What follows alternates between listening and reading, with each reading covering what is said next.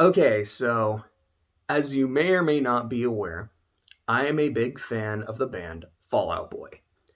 I remember some of their songs, like a lot of the From Under Cork Tree songs, coming out when I was in middle school, maybe just starting high school, and then the same for Infinity on High. So I remember hearing Dance Dance, Sugar We're Going Down, Thanks for the Memories. I guess think for the memory. It's the actual title of the song is written without vowels. I had to try pronouncing it that way at least once. I feel like you'll probably excuse me if I just refer to it as Thanks for the Memories going forward. Maybe I'm being a bit too presumptuous, I don't know. But regardless, I remember listening to them a lot. I think Infinity on High was actually the first album I ever bought. Not that I have this like massive super collection of albums or anything, but I remember like it was like my sophomore year or my junior year.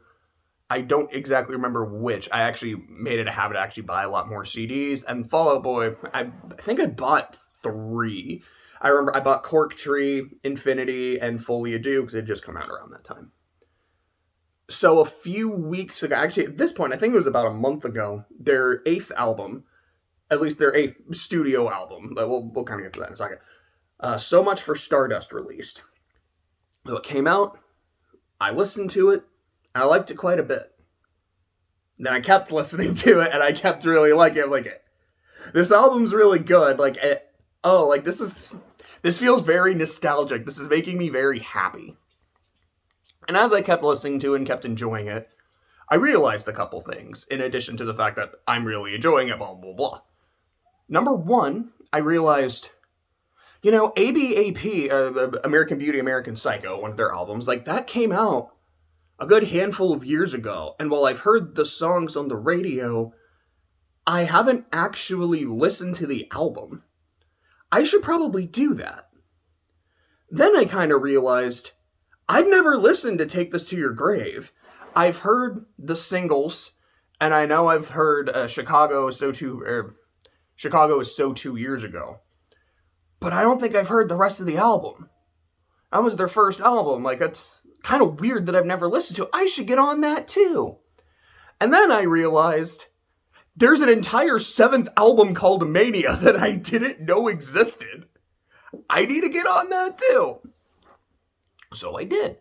I went out of I was like, I'm going to listen to all the albums. Like, okay, this is what I think of this one. This is what I'm thinking of this one. And then an idea started forming in my mind. And the idea was essentially a 3-part idea. Part number 1 was, listen to the albums and then do like your ranking. Like, which one is your favorite, which one is your least favorite, etc., etc. Number 2, construct the quote-unquote ultimate Fall Out Boy album. And again, this is pure subjective. This is, even though I'm saying like the ultimate, it's like the ultimate for me and based on my own preferences and shit. I'm not trying to say like, oh yeah, these are the best ones. If you disagree, you're a true fan or you're a dumb piece of shit. No, that's just not what I'm about. But for me, the idea was to essentially I want to call it like a track wars, where it's like, all right, I listened to the track number 1 from every album, which is my favorite. Okay, it's this one. This is the first track on the album. Listen to the track 2 from every album. What's my favorite? Okay, it's this one, etc., etc., etc.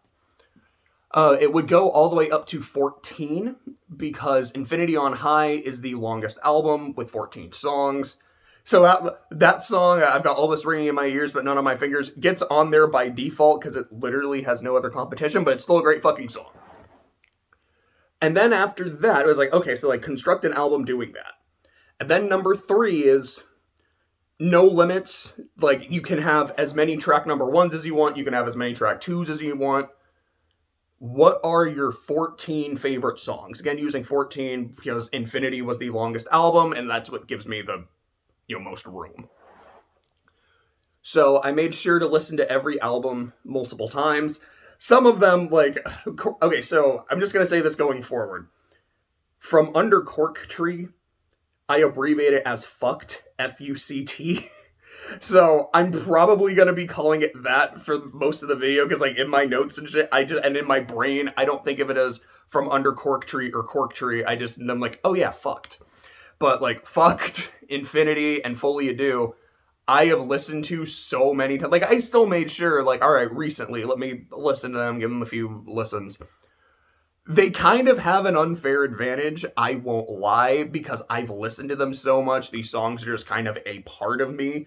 I remember listening to Gay Is Not Another Synonym for Shitty, which is a song I haven't heard in like 5 years, if not longer, and was just like, oh yeah, I'm singing along to this. Like, it's just second nature because I've listened to it so much and it's so fucking great. And speaking of that song, I feel like, although I did listen to it because it's a song I really like, it is not eligible for this list. What I specifically wanted to do was just the 8 studio albums. So that song in particular is on the Australian special edition of Infinity on High, because I was in Australia when I bought those 3 albums. So I don't think there was anything special on FUCT. Infinity had an extra song. Folie A Deux had like 6. It was it was a remix of I Don't Care, America's Sweethearts, an original song called Pavlov, an acoustic version of Sweethearts, an acoustic version of What a Catch, and their cover of Beat It. So none of that would be eligible. It's like I don't really want to have to go out of my way to look for every single song they've done, and which is something I might want to do in the future, but I felt like just making it the 8 studio albums as they are worldwide makes it a pretty easy criteria, and I feel like it's also something that someone could follow along with without having to also, like, alright, he mentioned this one in particular song, let me fucking go out of my way to find it too. Also, because I didn't want to have to include the compilation albums, which is just the singles, and while the singles tend to be really good, there's a lot of songs that are not singles that are some of my favorites. But more importantly, because if I have to include that, you're like, well, Thanks for the Memories is number 7 on Infinity on High, but now it might be eligible for a different number because it's on a compilation album. Like, I just didn't want to go into that, so I thought, just do the 8. Take This to Your Grave, FUCT, Infinity, Folie A Deux, Save Rock and Roll, ABAP, I forgot it for a second, ABAP, Mania, So Much for Stardust. So, with all of that out of the way, all of that groundwork, that was 7.5 minutes, fuck, this is gonna be a really long video, I might actually have to split it up into multiple sections, oh boy. But with all that out of the way, the first thing I want to do is just talk about every album individually. What do I think of it? I mean, the spoiler version is, for the most part, I really liked all of them. There was one album, and we'll get to it when we get to it, that just didn't really hit me. And even, I mean, some of them, like, the first time I listened to it, like, I think the first time I listened to Folie, I was like, I'm not really clicking with it. And then when I had listened to it a few more times, like, oh no, this is really good.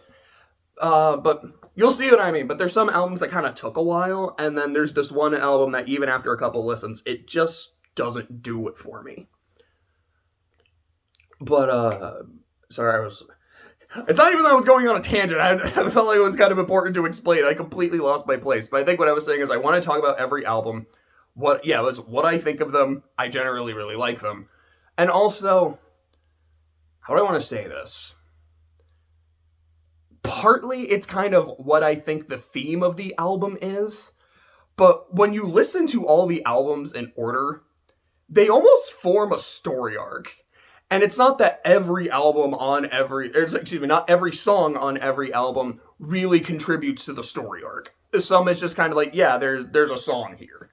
But I don't want to say it like that. I'd be like, yeah, it's just a song. It's like, it's one of my favorites. It just doesn't contribute. But some of them I'm like, oh, like this particular song in its entirety, or it's like, oh man, there's like a lyric here or a lyric here from this song that really adds to the theme going on. And it's kind of fascinating. So now let me actually grab my notes because none of that shit was written down.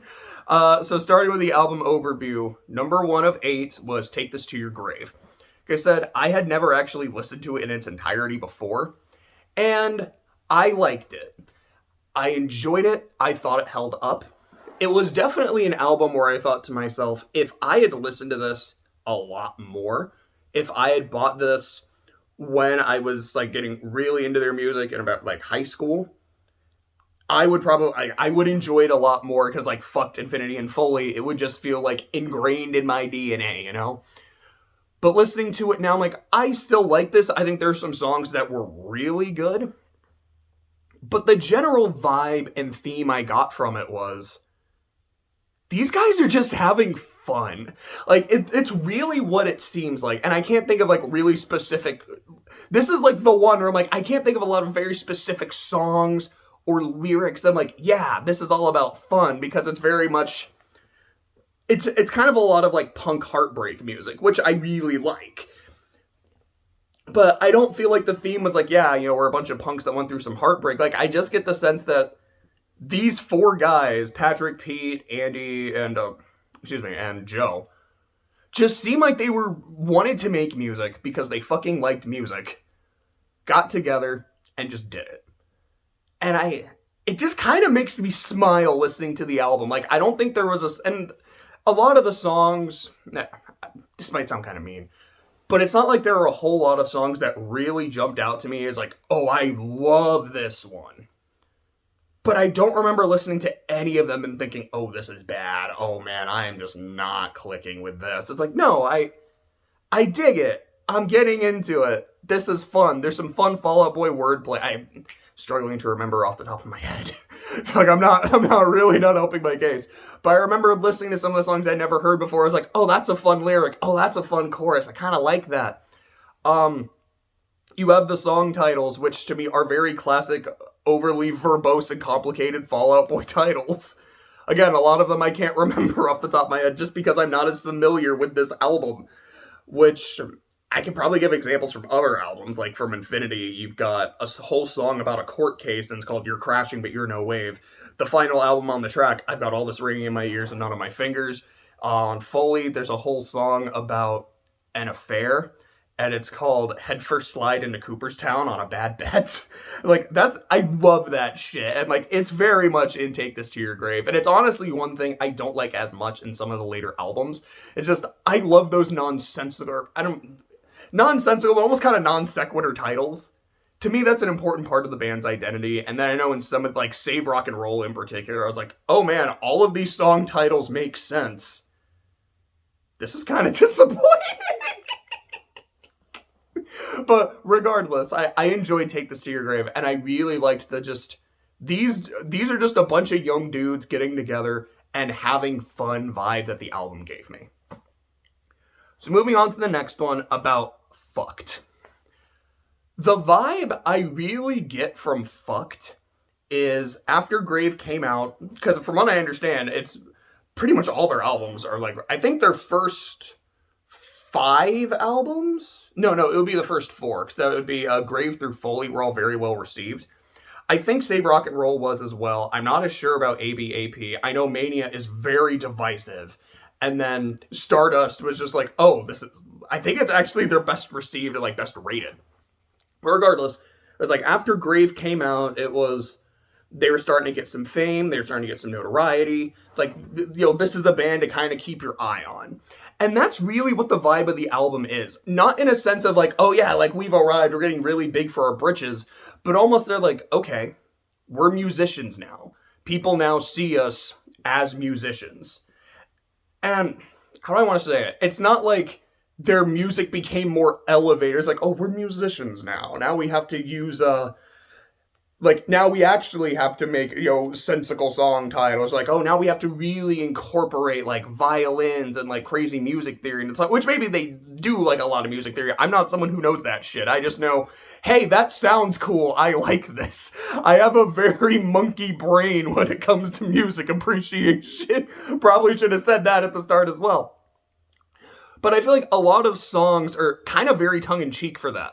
Like, I think I actually wrote down some of the lyrics that, like, I really paid attention. Yeah, like, one of the lyrics in the first song of the album is, it's, like, talking about the album itself. Like, put these words down. It's not worth the hearing you'll lose. Like, yes, we're musicians. We make music. We like what we do.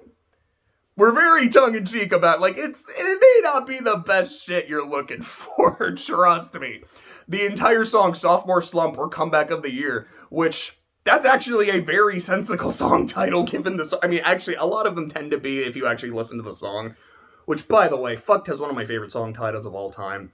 Champagne for my real friends, real pain for my sham friends. I fucking love that shit. But regardless, Sophomore Slump or Comeback of the Year. Well, it's their second album, so either is this their sophomore slump or is like, oh no, like they're really fucking good. And a lot of that song to me is just about being a musician, understanding that like the power words have, that essentially what you're doing. And I watched Oshinoko and how it reminds me a lot of that. How the thing that I talks about in the first episode is I am a product. And I know that in order to sell my product, I have to convincingly lie to the audience. And everything I do is part of that package. It's part of the performance. It's part of the product. And to me, this song is kind of, it's about that. And not like in a commercialism sense, but I don't know if I'm really doing a good job explaining it. And maybe if you've listened to the song, you're like, I have no fucking idea what he's talking about. This guy's a loon. But I feel like I know what I'm talking about.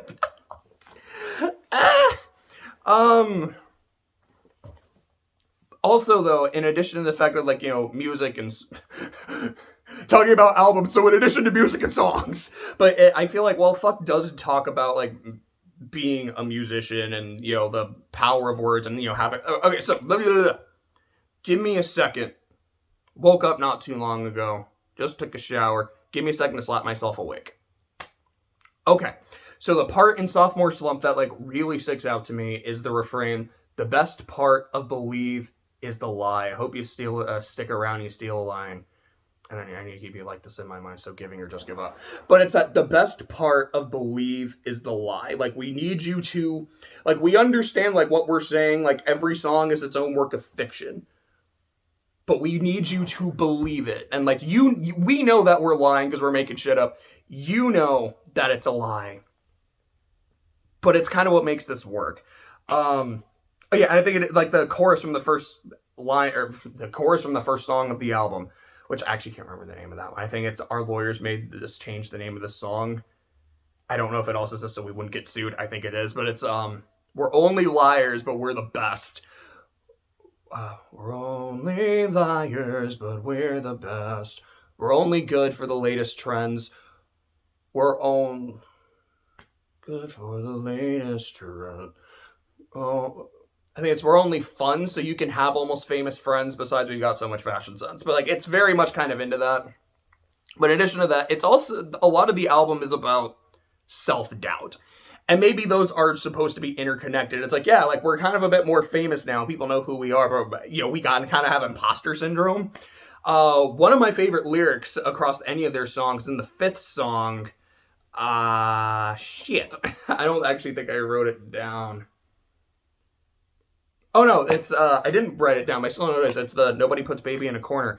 It's the refrain, it's not the chorus, but it's the wear me like a locket around your throat, I'll weigh you down, I'll watch you choke.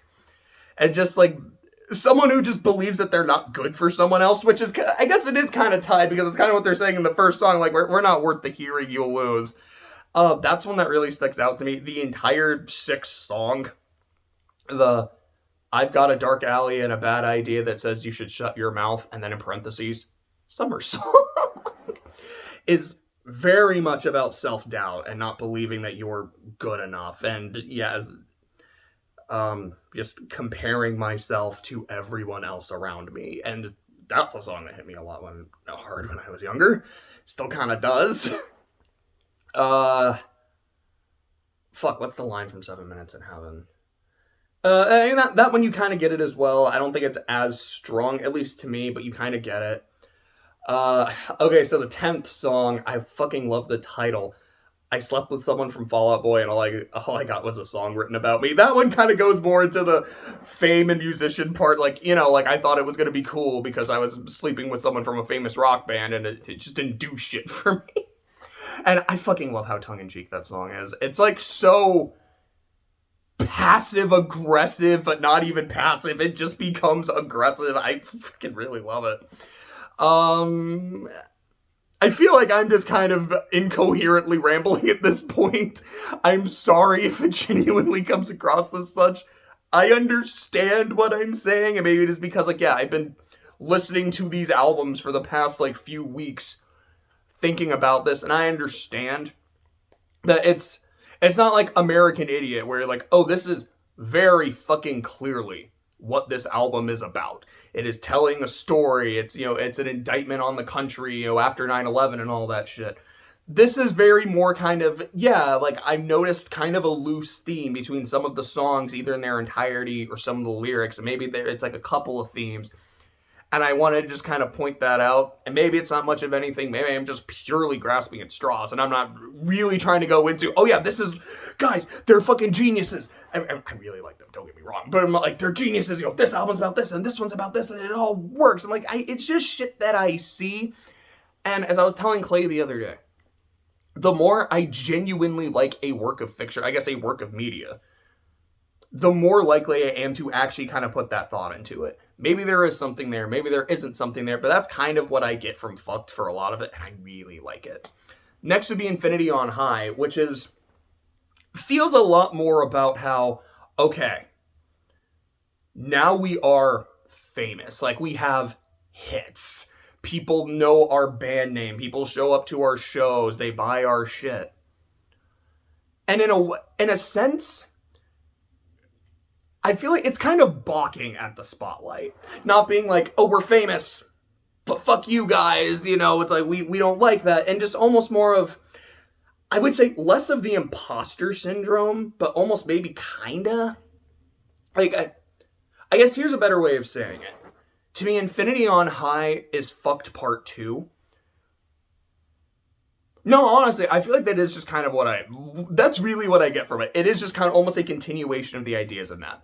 The first song, Thriller, which is definitely one of my favorite Fall Out Boy songs, it's very much, I love how it's just a letter to their fans. Like, it's the literal first lines of the album. Actually, no. Technically, the first lines of the album are Jay-Z talking, which sounds really weird to say. Like, yeah, the first lines of Fall Out Boy's arguably like their fan favorite album is just Jay-Z, like, doing a shout out to, like, all the fans and shit. It's kind of dope, though. And then the actual, like, first lyrics that Patrick sings is, last summer we took threes across the board, because they had 3 singles from the last album.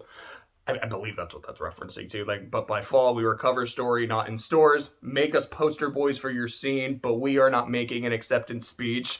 I love that. It's like, yeah, like, people try to say, like, we're this band, or we're this band, or we're this band. It's like, look, we're not looking for labels. We're not looking to represent any particular scene. We're just 4 dudes who like hanging out together and like making music. That's it.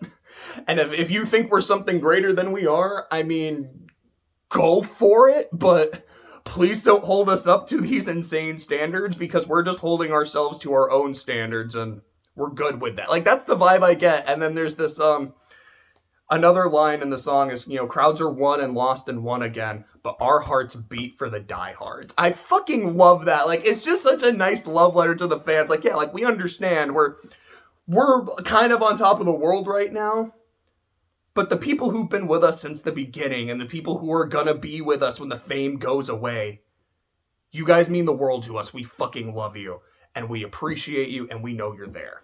It's so nice. Like, I fucking love that. Then you get fucking Arms Race, which, yeah, Arms Race is a weird song where I'm like, I really like the verses, but I don't like the chorus. Like, it's very, very repetitive, even for a Fall Out Boy chorus. And yeah, I use the phrase goddamn a lot more than I should. And I really hate when I do. But when it's frequently used in a song chorus, I'm like, it just doesn't do it for me. I'm going to be perfectly honest about that. But, like, the vibe of the first line of the song, I am an arms dealer fitting you. It's like I was pointing. It's like, oh, you can't see my fingers. you with weapons in the form of words. I don't really care which side wins. As long as the room keeps singing, that's just the business I'm in. I'm like, that is such a great way of referring to a musician. I'm giving you all words. You can do whatever the fuck you want with them. I don't care. As long as you are singing, as long as you're getting into it, that's just all I need. It's so good. Then you get a song like Golden, which the vibe I get from that is kind of what I was talking about. Like, don't hold us to your standard. You know, like, I knew that the lights... And I knew that the lights of the... Yeah, I knew that the lights of the city were too heavy for me. Almost like almost kind of being afraid of the spotlight. Like, what if we really aren't ready for it? What if the lights are too bright? What if this all kind of comes crashing down? Which... I guess, like, mild spoilers, that to me, that's really what Folie is about. Like, holy shit. And, like, Golden in that way, like, the way it sounds, like, its actual, like, musicianship very much sounds like an Infinity song. But the lyrics and the actual, like, theme of the song, to me, is very Folie-esque.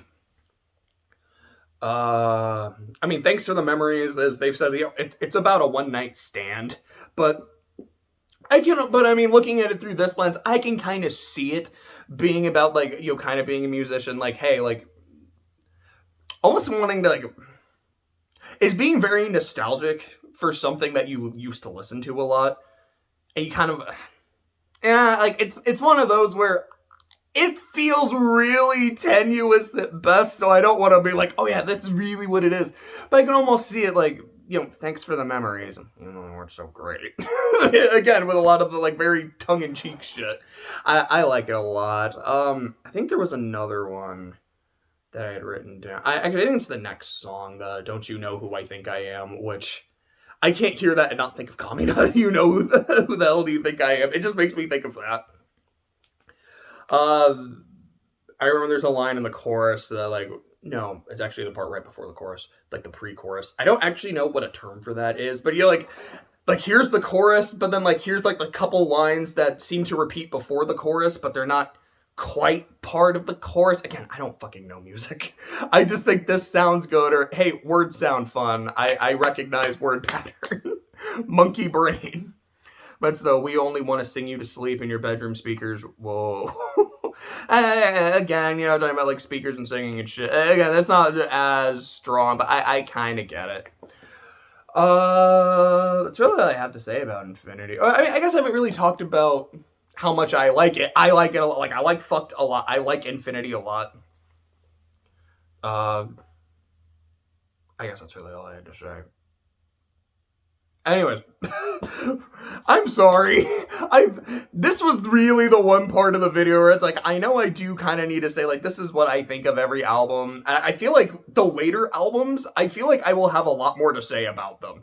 The first few, it's like, yeah, this one's fun. This one, they're kind of talking about being musicians and shit. And I like it. I dig it. It's good shit.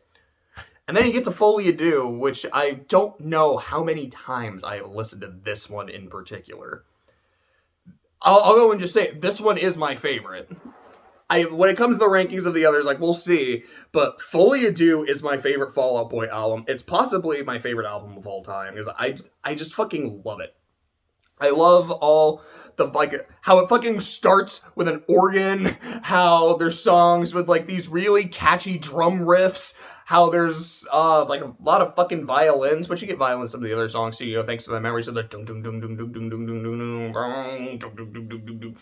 But, brain stopped for a second. If Take This to Your Grave is, we're just having fun. And FUCT and Infinity are, we're still having fun, but we've kind of arrived. Just don't hold us to any, like, crazy standards, because we're still just dudes having fun. But we've arrived. Folie is almost like the fear of what happens when you leave. When it's like, yeah, like they said in Thriller, I don't know if I actually name drop it, the first song from Infinity is, you know, crowds are won and lost and won again, but our hearts beat for the diehards. It's like, well, what does happen when the majority of the crowd is left? The first line of the album... Okay, so I say this. I did not know there was a track 0 called Lullaby. because on the Australian version that I have with the 6 extra songs, that is not on there. It just starts with Disloyal Order of Water Buffaloes. So I actually haven't listened to Lullaby. It was like, what? What the fuck? This is so weird. So when I say the first line of the album, it's only the version I listened to because I didn't know this existed. Is I'm coming apart at the seams, pitching myself to lead in other people's dreams. And it is that, like, I'm falling apart. And it's, like, the first part's like, yeah, you know, I'm falling apart, I'm not feeling great. But it's that pitching myself to leads in other people's dreams. Like, yeah, maybe there's other people who want to be stars who are up and... you know what it is? It reminds me of A Star Is Born. It's mild spoilers for that movie. Not going into anything crazy. I'll give a quick countdown. 5, 4, 3, 2, 1. So there's a part, at least in the most recent version, I haven't seen any of the others, one with Gaga and Cooper, where Gaga is getting I think she's getting a Grammy, and there's a point where Cooper goes up on the stage, and he's, like, really drunk. He's pissed himself. Like, he's ruined her moment and made an ass of herself. And on the one hand, it's kind of like the jealousy of the moment, but also, like, he's so happy for his wife, but he's kind of lost himself. That's the vibe I get from that line. Like, you know, this is someone else's moment, but I'm still craving that spotlight. I'm still craving the attention, so I'm trying to get whatever I can for me out of it. And yeah, I feel like there's a lot of songs on the album that deal with that. Literally the next track. I don't care what you think as long as it's about me. There is no such thing as bad publicity. I don't give a shit. It kind of feels... It's like, well, Arms Race is that sense of like, hey, I mean, as long as the room keeps singing, that's just the business I'm in. Like, use my music however you want. I don't care as long as you're listening to it. I don't care almost feels like the conclusion of that. It's whatever it takes to get attention because I still need it. And to be fair, I'm not trying to be like, oh yeah, at this point they were just attention whores. I don't think so.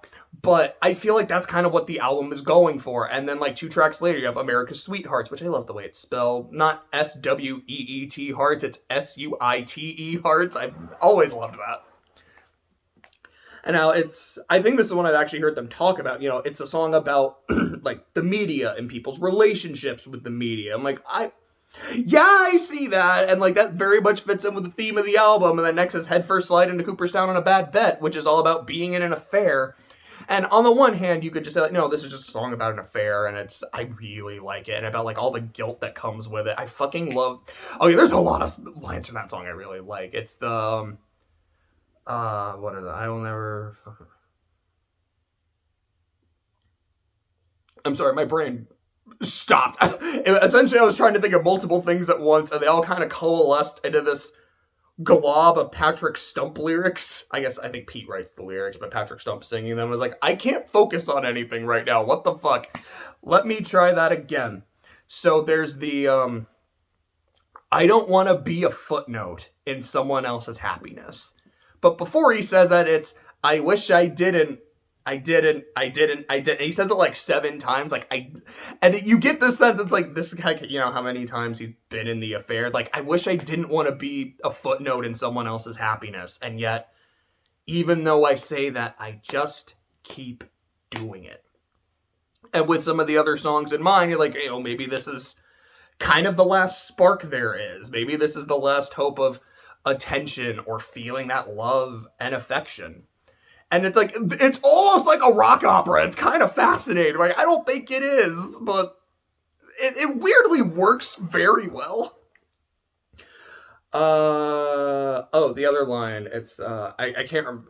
If I'm focusing too hard, I'm just thinking of other lyrics to other songs, and it's breaking me, but it's something about, like, crickets, like the crickets that would convince me to call it a night. Essentially, like, I feel like it's a clever way of referring to a conscience, because Jiminy Cricket. And, you know, in a song all about an affair and the guilt going, I fucking love that. I will never end up like him. Behind my back, I already am. Just fucking... Anyways, talked about this song for enough. the next one, Ship Gold Standard. It's one I've always liked but never quite loved. I feel like it kind of does think of the theme, but I can't remember the song as well because it's never clicked with me as much. Then you get Coffees for Closers, and the entire in parentheses parentheses Coffees for Closers and parentheses. I don't really know why the parentheses are there. It's more Fall Out Boy nonsense, and I'm all for it. The entire song is just about being famous and then not being famous anymore. And just like, yeah, and it's like how the paparazzi is there and now it's not. And it's like, I'm just kind of now alone. Oh God, it's so good. You only get lonely when you read the charts. Like, damn, I felt that shit. And then you get What a Catch. What a Catch, Donnie, which really does just feel like The Crash. Sorry, had to swallow. But it's like you have all these songs like dealing with different elements of it, of the still wanting to like hold on to that spark, still wanting to be famous, and the loneliness. And then this is just the crash. And now that it's all gone, I've got troubled thoughts and the self-esteem to match. And the fact that it has, like, there's a part where they have, like, a bunch of other bands, I think are all, like yeah, other, like, friends of Fall Out Boy. Like, Fall Out Boy is one person. But, excuse me, like, other kind of associated acts, good friends of theirs, singing the choruses to other songs of theirs, like, all their singles, really does just feel like someone, like, reliving their past nostalgia kind of one more time. And, like, it's a song I've always loved. I think What a Catch is my favorite Fall Out Boy song because of how hard it hits me. As someone who has had a lot of troubled thoughts and who for a long part of his life has had the self-esteem to match. But kind of like looking at it with the theme, you're like, oh, this is like even sadder than I thought. And it's like even more beautiful than I thought. Like, holy shit.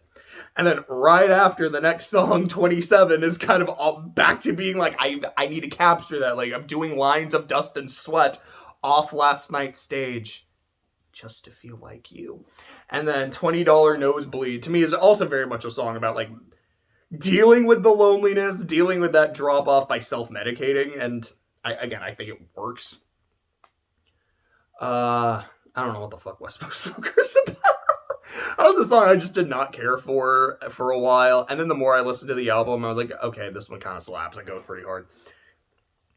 But I like I kind of said, like, I feel like the first three albums, like, the themes are there. I can kind of pick up on them, whether they're intentional or not. With Folie, I'm like, there's no way this wasn't intentional. Like, it feels like it is just the undercurrent of the entire album, which makes it really sad that afterwards they went on a long hiatus. I don't remember how long it was, but it was several years where they all just quit and just kind of started doing side shit.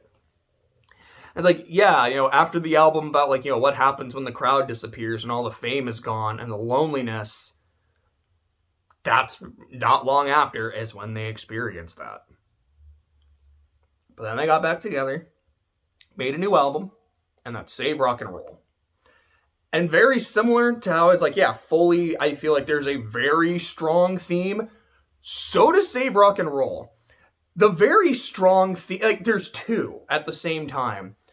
The first theme is about just kind of like recapturing Take This to Your Grave, not in terms of how it sounds, but in terms of that vibe of like being happy and having fun. Like there's so many parts of the album. There's literally a song called Miss Missing You. Like I've missed missing you. Like they're just so happy to be back together again. Like the first track is called The Phoenix. Like, that's a perfect song where like after you've been gone for several years, hiatuses, a lot of side projects, not a lot of them were successful, but now they have risen from the ashes. They have come together and they are stronger. Like, their bonds are stronger. The song Alone Together almost just feels like an ode to all of them. I don't know where you're going, but you got room for one more troubled soul. Like, we maybe have our issues, we have our differences, but let's just be together with them. The other big, and then I definitely get some of that with Save Rock and Roll. Well, No, Save Rock and Roll itself is less about... I feel like it kind of fits more with the second theme, which is just aggression. It almost feels like... I don't want to say it. Because I don't remember how long the hiatus was. I want to say it was like 7 years. It feels like, on the one hand, everyone got back together after they had to do some side shit, which didn't all work out, but now they're back. It's on the one hand, I'm so happy you guys are back. I missed you fuckers. Let's go do shit again. And also, like, this sense of anger, maybe partly because things didn't really work, because of things left. It almost feels like I'm so fucking pissed that we broke up in the first place. And a lot of the album, like, there's a lot of shit about fire. Again, literally the first song is called The Phoenix. You've got My Songs Know What You Did in the Dark, Light 'Em Up, which is all about, yeah, like, setting fire to shit. You have a song called Rat-a-Tat-Tat. Young Volcanoes, which Young Volcanoes is kind of one of those, like, you know, having a lot of energy, almost kind of being happy, but again, like, using fire. At least as, you know, kind of a motif. To me, Save Rock and Roll has a lot of that aggression, but it's a weirdly, like, it's a melancholic aggression. I don't know if I'm really explaining it well. I really don't, but it's like, when I hear it, I really love Patrick's vocals in this song, which kind of goes without saying. Like, I tend to like his vocals in almost every fucking song. This is one that really stands out to me, though. Like, there's times where it almost sounds like he's kind of barely holding it together, where, like, he could almost just start, like, breaking down at any moment, and I just think it's really good. And, like, I think that's really what it is. It feels like there's that sense of aggression of how things panned out, but also that, like, happiness that everyone is back together and they can keep doing what they're doing. And I really do think it works. I don't personally like it as much as some of the older albums, but I do genuinely have a soft spot for it. Then that leads to American Beauty, American Psycho, which I will just be referring to as ABAP. So when I was saying earlier, there's an album that still hasn't clicked with me, it's this one. I really can't remember the non-singles to the song, or the non-singles to the album, except for Hotel in New York City, Twin Skeletons. Actually, that's reversed, Twin Skeletons, and I think it's parentheses, Hotel in New York City, because I don't think that's a single. And I guess Immortals was not a single, but you might know it because it was like the ending credits to Big Hero 6, so I kind of always assumed it was. But even the singles, like, I remember them, but they don't really hit me. Like, okay, like, if Uma Thurman comes on, I can sing along to it. Like, it's very catchy. Like, it's something I feel like I could dance to. Which, and I'm not trying to do a thing there. She wants to dance like Uma Thurman. It's like, yeah, I can do that too. But it doesn't really hit me. Centuries, like, yeah, like, I think it's like, I do like it, but I don't love it. And I don't really know why. I feel like this sounds so cynical and so mean-spirited. I almost don't want to say it, but I feel like I need to. It feels like after Save Rocket, like after the hiatus and Save Rock and Roll, there was this sense of, like I said, we're really fucking glad to be back together. Let's make sure we don't do this shit anymore. Like, we don't, you know, go our separate ways. We don't split. We keep making shit. And it almost feels like they weren't Let me rephrase. I haven't really said much. It's like, let me rephrase what I was about to say. It feels like an attempt to be more commercial so they can stick around longer. And I don't want to say it's like, yeah, every song is fucking soulless, because I don't think that's the case. I don't feel like it's man, there was just nothing to say here. Because I don't think that's the case. But even the songs I felt like kind of had something, I just don't remember that much. But the ones I remember, because I've heard them on the radio a bunch of times, there's kind of go in one ear and out the other. Like, it has this sense of, we made something so we could make something. So we could stay together, we could kind of keep the juices flowing before our next, like, big thing, whatever that is. And hey, like, if you love ABAP, as I'll say in, like, pretty much any video I'll make, then you love it. That's awesome. I'm not trying to be like, yeah, this is terrible. It's fucking ass, these fucking sellouts. Like, I don't mean it like that. I really don't. I don't feel that. And if you fucking love this album, that's awesome. It's just one that doesn't speak to me the way the others do. Like, I remember, because a lot of these I've just been listening to, like, while taking a walk. And I remember taking a walk, listening to the album, going like, wow, like, this is just not doing it for me. Like, I remember listening to one of the songs, I think it was called Favorite Record, which is ironic because it just did, like, nothing for me. I remember listening to it, and while I was listening to it, just literally singing out loud lyrics to another Fall Out Boy song. Because while I was listening to this one, that other one stuck in my head, and I was like, yeah, this one's better. That's really all I have to say about it. Like, to me, it is the weakest album. It is going to be last place. And yeah, like, we'll do our ranking, like my official ranking for all 8 here in a second.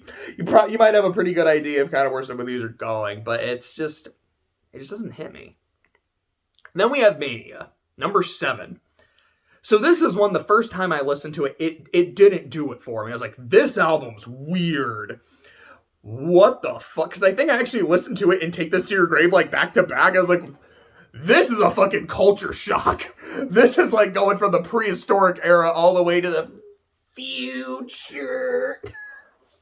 Sorry, just stupid SpongeBob reference. I love SpongeBob so much. But regardless, point. It's really weird. Like, it feels...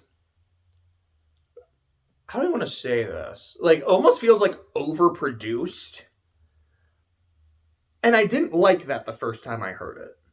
Then I listened to it again, and it clicked. I feel like what Mania is, like, for me personally, I feel like Mania has the passion that I didn't get from ABAP. But it's less passion and more spite. Like, it kind of, like, the vibe and, like, theme I get from the album is, okay, so after the last album, even kind of maybe Save Rock and Roll for the people who didn't really care for, like, the direction the music went, and it's like, it's almost like people thinking that we're losing our way or that we're losing our minds. You know what? Maybe we are. Maybe we are losing our fucking minds. So let's just go for it. Let's embrace that and just have at you. And that leads to Mania. And it's like, once I kind of realized that, and it was like, while listening to the first, what is it, Stay Frosty Royal Milk Tea, like, while kind of listening to it the second time, I'm like, wait a second. This song is so aggro. It feels very much just like a fuck our haters. All of you. Critics, fans that have turned on us, like, not the diehards, but the, like, crowds are won and lost and won again. It's like, to the ones that we've lost, fuck you guys. The people who just, like, thought our last shit was bad, fuck you guys. The resistance, like, it just works for me. And then right after that, though, you get the last of the real ones, which to me also kind of feels like Thriller in a way, where it is like this is this, like, Stay Frosty is, like, working out the aggression to everyone who, like, they don't like or who doesn't like them. Whereas Last of the Real Ones is, again, like, our hearts do beat for those diehard fans, the ones that stick with us. You're the last of a dying breed.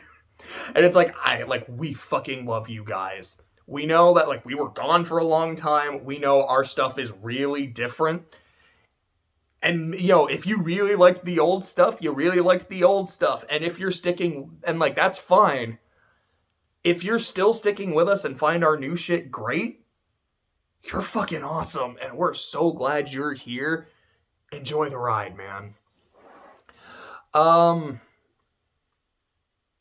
See, it's really like those two and Young and Menace, which I I will be, or Young and a Menace, I think, is it? That, I don't like that song, I will be honest. It is kind of one of those, like, it's a lot like Arms Race, actually. We're, like, listening to the verses and, like, the, like, slowly losing your mind, like, vibe of it. Like, I really like it.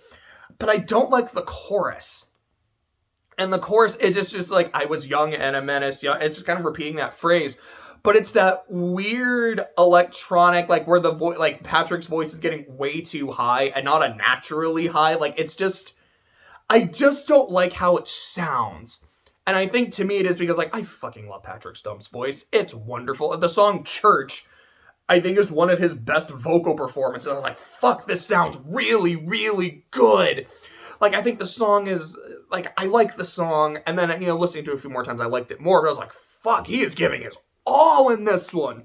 And even, like, the next song, Heaven's Gate, I'm like, this one, I think this one's good. I kind of like it, but, like, every time he's like, give me a boost, I'm like, oh, damn, Patrick, like, I fucking got you, man. What do you need? Like, you need that boost over Heaven's Gate? I got you. I will be your soldier, man. Like, I feel that shit. His voice is so good, man. But, the fact that, like, throughout almost the entire chorus of Young and a Menace, it's not his voice. I'm like, this, I don't like this. Why would you do this? But that's just me personally. Maybe other people really like it. Oh, and there's also the song Champion, which I do have to shout out that chorus of, if I can live through this, if I can live through this. I think it's another time too. If I can live through this, I can do anything. Which on the one hand, like, you know, it's nice, it's motivational, it's kind of badass. But again, it almost in the sense of, like, looking over the career path, like this weird story arc of, we're just having fun. Okay, we're musicians now. What happens when the fame goes away? We're happy to be together, but we're also kind of, like, pissed off that we took all that time off. Whatever the fuck ABAP is. Almost feels like, if I can live through this, like, this period of losing our minds, of a lot of, like, experimentation and trying new things, and maybe some of it works, maybe some of it doesn't. But if we can stick through all of this, then we're Gucci. Then we can do anything. I really, like, fuck, I just noticed I'm 51 minutes. Oh, boy. Anyway, but, like, that's really what I have to say about Mania. It didn't do it for me the first time, but listening to it a couple more times, I think my biggest problem with Mania, aside from Young and a Menace and how it fucks with Patrick's voice, is that it's only 10 songs. Like, everything after Folie, it's like, what, I think Say Rock and Roll is 11, ABAP is 11, and then Mania is 10. Like, I miss having those longer albums. Which then we get into So Much for Stardust, which is 13, but there's 2 songs that are, like, one is just a poem with some music behind it, which I don't mind. I mean, theoretically, that's what all songs are. But you listen to, okay, so there's a lot of songs, I don't want to say a whole lot, but there's a decent number of songs on some of the older albums that would just have those kind of spoken bits. I remember Get Busy Living or Get Busy Dying from FUCT does that. WAMS from Folie, which I don't officially know what that stands for. I don't know if this was official or if this is like a fan interpretation that it's, what is it? Waitress, actress, model, singer. Like, it kind of does that, but it's less of like a spoken bit. And Patrick just kind of telling, Mama, if you're gonna take me to places. Like, it feels like it's not really part of the song. Like, they just kind of were still recording and Patrick was going for it. Like, fuck it, throw it on there. It sounds great. It's the song after that, $20 Nosebleed, which is the, fuck. I'm just a racehorse on the track. Send me back to the glue factory. And then as I was listening to the song Baby Annihilation from Stardust, it was all I could think of. And I remember seeing a comment saying the exact same thing on a YouTube video. I was like, I'm glad someone else thought of it too. But there's that, and then there's another song, the Pink Seashell, which is, it took an Ethan Hawke monologue from a movie that I don't think I've seen and put music to it, and that was kind of it. So, like, they're technically songs, but not really. But I'm still glad they're there. But it's a 13-song album, but for all intents and purposes, it is an 11-song album. And I do miss the longer one. Like, I miss the 13s, you know. But So Much for Stardust. Their last album as of now, it is number 8 This song is all about nostalgia and regret. About nostalgia and regret. Or maybe I should go nostalgia and regret, I guess. I believe they made the album with one of their older labels, which kind of goes into the nostalgia theme. They've talked about how, I remember in the lead up, what they had said was, we kind of went back to some of our roots with this, like not all the way back to Take This to Your Grave, but more to Folie A Deux. Like if we hadn't have taken our long hiatus, this is the album we would have come up with. Like this feels like it's between Folie and Save Rock and Roll. And in terms of just like how it is musically, I definitely think it is. I think it really works. And then looking at that career arc again, it's like how after Mania was almost this like, if everyone says we're losing our mind, let's just embrace it like the fucking insanity. And this one being almost like, yeah, we are kind of nostalgic for those older times though. Like, let's revisit that. Yeah, that really fucking works. Like this one very much feels intentional. I'm trying to think, like, did I write any songs specifically that made me think of that? Not really. But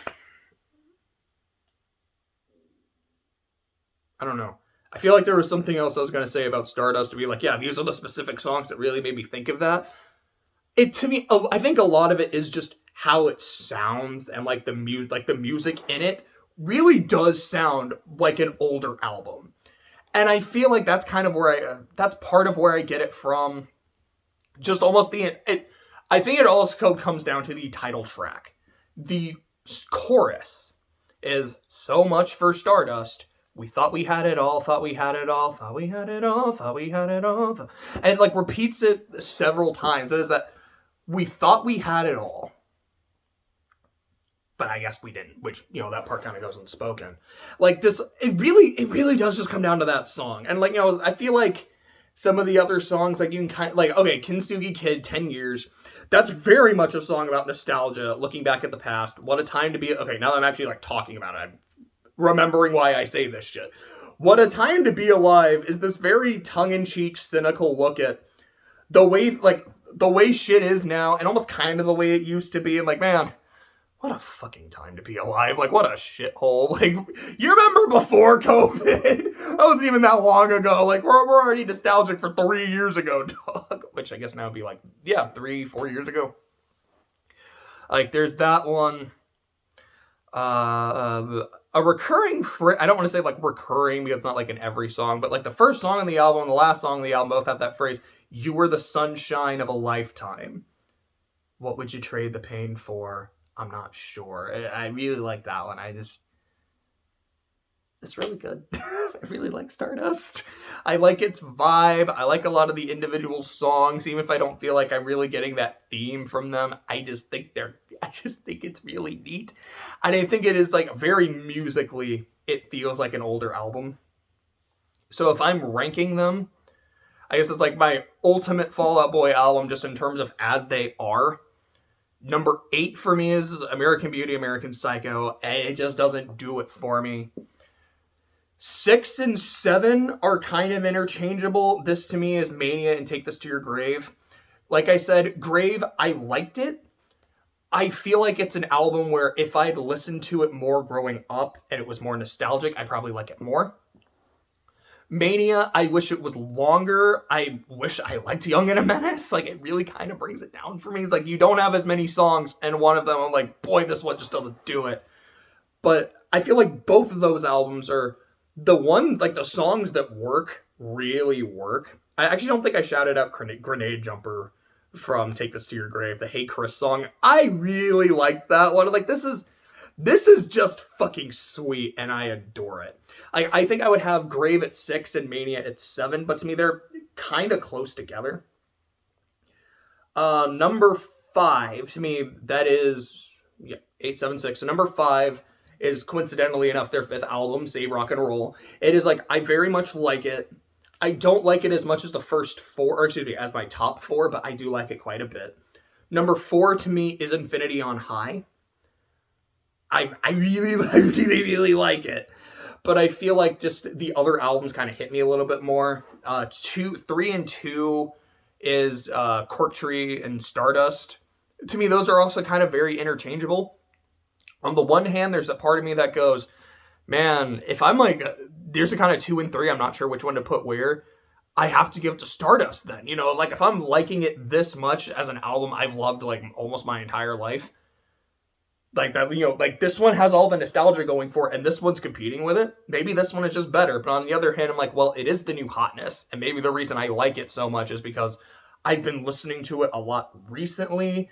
And that's kind of what's doing it for me. But FUCT has been here longer and it's still consistent. So I don't know. But those are 2 and 3. And then for me, number 1 is Folie A Deux. I absolutely fucking love it. So I've been talking for an hour and I still have to go through like the track wars and shit. So I'll tell you what. I am going to stop this video right here. I guess not right here, so I'll talk for a little bit. But I'm going to wrap it up. If I can combine them into one video, I will do that. If I can't because things are being shitty, I do think this is like essentially the end of really is the end of part 1. Like, let me talk about all the albums, what I think of them, kind of give my ranking. And now that I've done that, I will start going like, all right, the track wars, which I'm mostly just going to kind of name them off, but there's a lot of shit to talk about. But now I'm rambling again. So let's just say this is the end of part 1. Part 2 might be a fully separate video. It might just be an extra 40 minutes. I don't fucking know, but we'll see. Hope to see you there.